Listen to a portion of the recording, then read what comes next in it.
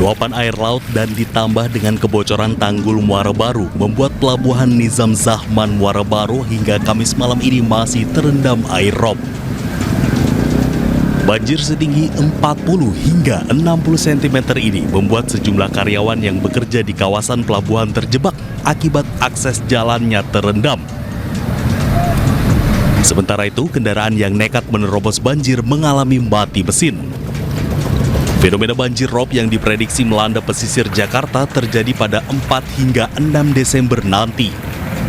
Gimana? Ini saya baru selesai Kerja di Muara Baru, pabrik. Kenapa, Mbak? Banjir tinggi ya? Dari jam berapa sih tadi? Tadi dari jam berapa ya? Jam 12 kayaknya. Jam 12, tinggi. Jadi nggak bisa pulang ini, nunggu surut. Ini baru pertama apa udah sering, Mbak? Baru pertama saya. Baru pertama tinggi ya, Mbak ya?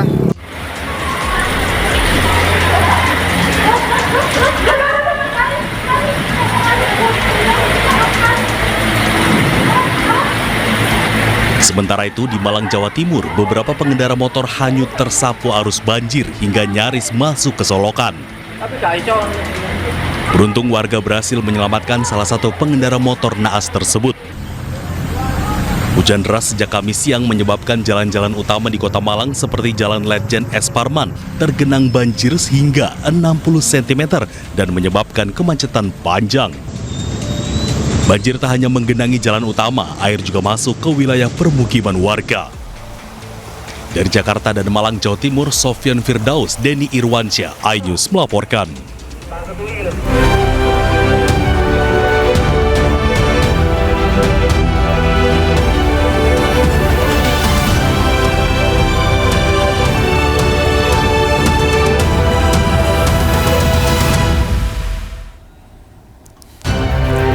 Pasca serah terima dari kepolisian kepada keluarga, jenazah Alvaro Kianu Nugroho dimakamkan di kawasan Pesanggerahan, Jakarta Selatan. La ilaha illallah. La ilaha illallah. Innalillahi wa inna ilaihi Di hadapan Menteri Kehutanan, anggota DPR mendesak menteri yang tak sanggup menangani bencana Sumatera mundur. Penting nggak paham tentang kehutanan.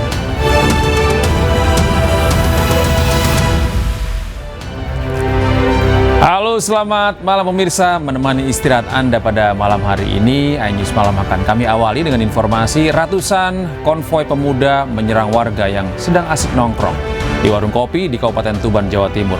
Polisi dengan cepat menangkap 8 orang pelaku penyerangan. Bersama saya Gede Satria, inilah iNews Malam selengkapnya untuk Anda.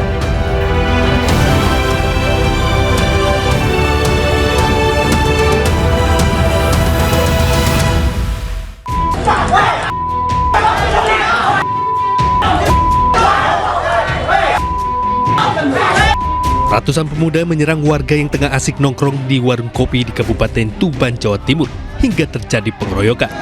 Pelaku penyerangan warga sebanyak 50 rombongan motor yang diperkirakan mencapai 100 orang. Kejadian terjadi saat salah satu pemuda diduga melempar batu hingga memicu ratusan konvoi serang warga. Korban berlari menyelamatkan diri masuk ke permukiman warga hingga meninggalkan motornya dan menjadi sasaran pengrusakan. Atas peristiwa ini, warga melaporkan aksi penyerangan ratusan pemuda ke polisi hingga 8 orang pemuda ditangkap. Setelah penyelidikan polisi, para pelaku didominasi anak di bawah umur. Pemuda yang terlibat penyerangan dikenakan pembinaan dan diwajibkan meminta maaf serta mengganti kerugian korban. Rombongan sepeda motor kurang lebih 50 sepeda motor dan kurang lebih 100 orang langsung turun. Nah, begitu cekcok, akhirnya salah satu melempar batu dan rombongan tersebut mengetahui ada yang melempar batu, akhirnya kembali mengejar si korban tersebut dan korban bersama temannya berhasil melarikan diri ke. Akibat kejadian ini, korban mengalami kerugian sekitar 5 juta rupiah. Para pelaku diwajibkan mengganti seluruh biaya kerusakan sebagai syarat penyelesaian. Dari Tuban, Jawa Timur, Pipit Wibawanto, iNews melaporkan. Pemirsa, viral aksi Bang Jago dilakukan seorang sopir angkot di Sidoarjo, Jawa Timur. Usai viral, aksi Bang Jago berakhir dengan pelaku ditangkap polisi.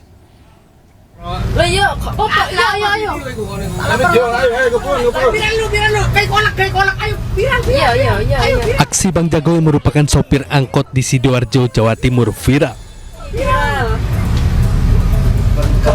Pelaku sempat marah dan emosi ke pengendara pick up dan memepet kendaraannya.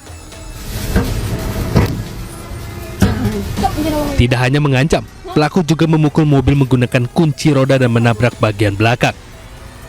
Polisi kemudian menangkap pelaku dan mempertemukannya dengan korban. Kami pertemukan di pos TPI dan kami lakukan mediasi antara keduanya, saling memaafkan, tujuannya agar tidak menjadi contoh bagi pengendara yang lain. Aksi sok jagoan di jalan raya ini diselesaikan secara damai dan kekeluargaan oleh kedua pihak. Dari Sidoarjo, Jawa Timur, Pramono Putra, Aidis melaporkan. Seorang pelatih bela diri mixed martial art menjadi korban penganiayaan kelompok penagih hutang di Jalan Hortikultura di Pasar Minggu, Jakarta Selatan. Aksi mereka diduga salah sasaran, viral di media sosial.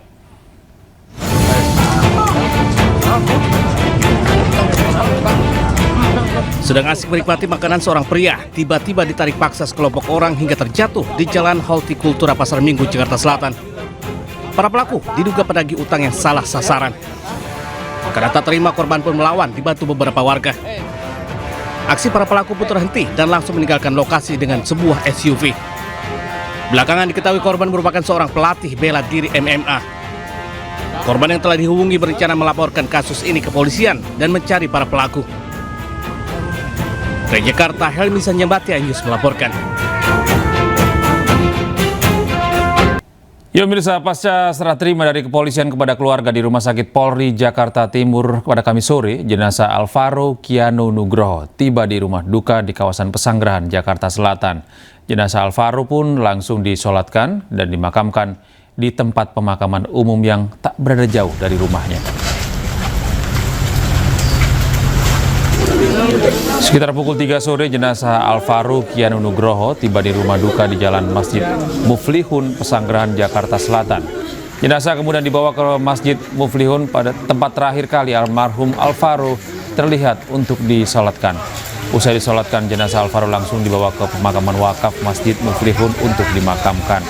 Suasana haru menyelimuti proses pemakaman Alvaro ke tempat peristirahatan terakhirnya. Keluarga yang ditemui usai pemakaman mengucapkan banyak terima kasih kepada semua pihak yang sudah mengawal sejak awal hingga akhirnya Alvaro ditemukan.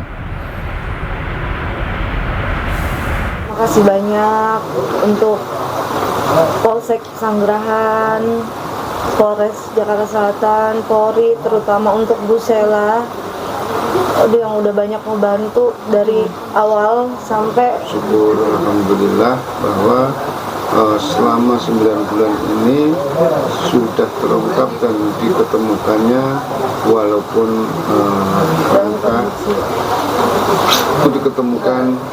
Saya juga bersyukur dan mengucapkan terima kasih banyak kepada pihak-pihak.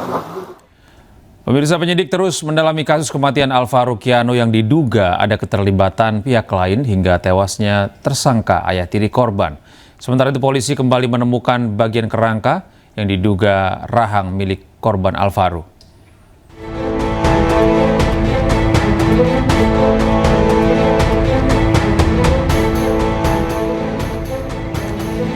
Tim Reserse Kriminal Polda Metro Jaya kembali melakukan pemeriksaan dan olah TKP terkait penemuan jasad Alvaro Kiano Nugroho di Tenjo, Kabupaten Bogor, Jawa Barat yang sebelum dilaporkan hilang selama 8 bulan. Tim Reserse Kriminal Polda Metro Jaya bersama tim DVI Rumah Sakit Polri Kramat Jati menyisir titik lokasi tempat ditemukannya kerangka Alvaro Kiano. Dalam proses olah TKP, tim kepolisian juga dibantu 2 anjing pelacak. Saat olah TKP, tim kepolisian berhasil menemukan salah satu kerangka yang diduga merupakan rahang dari jenazah Alvaro Kiano. Dalam proses olah TKP di Jembatan Cilalai, wilayah Tenjo, Kabupaten Bogor, pihak keluarga Alvaro Kiano tidak hadir menyaksikan langsung proses olah TKP. Kini polisi memfokuskan pengusutan kasus kematian anak Alvaro Kiano Nugroho pada pemeriksaan forensik dan pengujian DNA. Di saat bersamaan, penyidik juga terus mendalami kemungkinan keterlibatan pihak lain hingga tewasnya ayah tiri korban yang sudah ditetapkan sebagai tersangka. Sementara ibu Alvaro Kiano Nugroho mengaku pernah dianiaya mantan suaminya sekaligus ayah tiri Alvaro. Pelaku juga pernah mengancam menculik anaknya jika menolak rujuk. Dari Kabupaten Bogor, Jawa Barat, Henry Aprila, Rama Romadona, Ahmad Putra Pamungkas, iNews melaporkan. Anggota Komisi 4 DPR mencecar Menteri Kehutanan Raja Juli Antoni terkait terjadinya bencana di Sumatera. Kami akan hadirkan informasinya sesaat lagi.